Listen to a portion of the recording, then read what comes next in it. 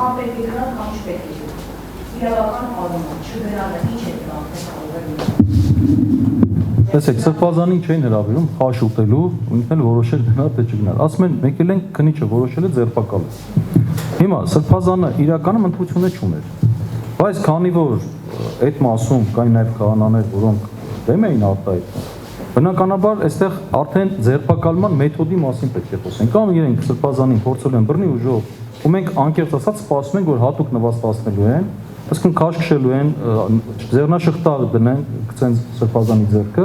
մենք այդպես էինք արդեն տրամադրած, որ դա են ուզում անեն։ Եղանակի մասն է խոսքը։ Եթե նույնիսկ պատկերացնեք այսպիսի վիճակ, 20,000 քաղաքացի հավաքվեր, իհարկե այդքան քաղաքացի չհավաքվեց, որտեղ խոչընդոտում էին, փակել էին ճանապարհներ եւ այլն, եւ լավ ասենք 5 օր հերթապահություն անեն չթողեն։ Ի վերջո բոլորս էլ լավ գիտենք, որ միևնույնն է, իրենք գրովելու են, իրենք մի հարմար առիթ, մի օր, ինչ որ մի օր, երբ որ քաղաքացիների դիմաբանը զգոնությունը փուլանա, ինչ որ մի օր մտնելու են եւ սրբազանին ձերբակալել են ու շատ վատ ձև։ Այսինքն դա լուծում չէր, եթե ասենք չէ մնում ենք այստեղ, դա արկածախնդրություն էր, սրբազանը ամենայն դեպս այդպես համարել։ Ես որպես փաստաբան, այո, ես ասել եմ, կա այս տարբերակները, այս տարբերակը իրենք կարող են այսպես անել ու մենք քննարկում ենք, ասենք լավ, ի վերջո Նիկոլ Փաշինյանը ընդունակ է արդյոք նման հրաման տալ։ Եվ հասկացանք, որ այո կարող է, եթե հիշում եք Facebook-յան իր էջում գրում էր, վախեցած, թաքնվել եք ժողովրդի հետևը, այդ տիպի բաներ էլ գրել։ Ինքը մենք միջև Էշմիածից հասանք կոմիտե մի 3 հատ ստատուս ծնվեց։ Հասկանում եք, ու կեղտոտ այդ իր այդ նույն ոճի մեջ։ Այսինքն այս պայմաններում մենք այլ ընտրանք չունենք։ Հիմա ու ասեմ ավելին, իր հոգևոր եղբայրներն էլ ասեն սրբազան ինչպես կորոշեք։ Ինչպես կորոշեք ու դա սրբազանի որոշումն է։ Եվ ասեմ ավելին, ի սկզբանե է սրբազան այդպես որոշել։ Երբ որ դեռ չկար այս դիմադրությունի որևէ բան չկար, երբ որ իրանք երկու հոգով եկել են, իհարկե դուրսը ուտակվել են, սրբազանի հետ խոսել ենք, սրբազանի ժամանակ էր ասել, ասել ես փորձեմ գնալ, բայց գնանք քահանաների մի հատ բացատրենք, որ չստացվի, ես եկել եմ համակարգեմ իրեն ժողովը, ու ես չկամ, թողեցի գնաց։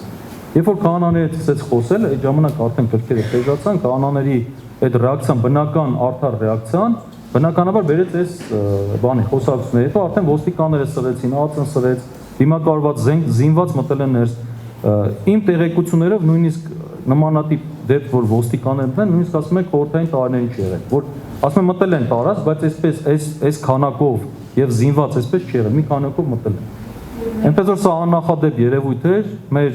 սուրբ վայրում նման ձևով պղծության փորձ։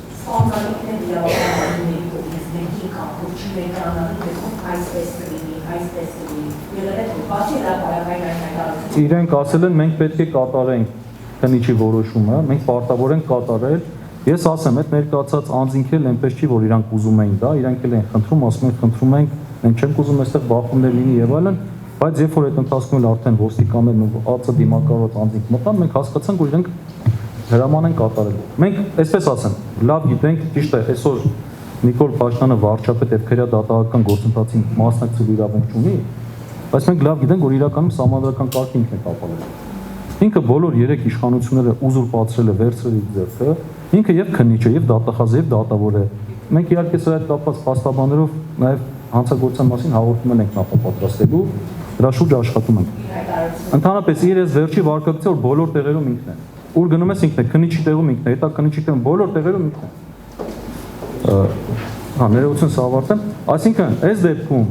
սրբազանն էլ ու բոլորս էլ համոզված ենք, որ ինքը այդ հրամանը տալու է, ավելին փորձելու է իրավիճակը սրել, բախումներ առաջացնել, որպեսզի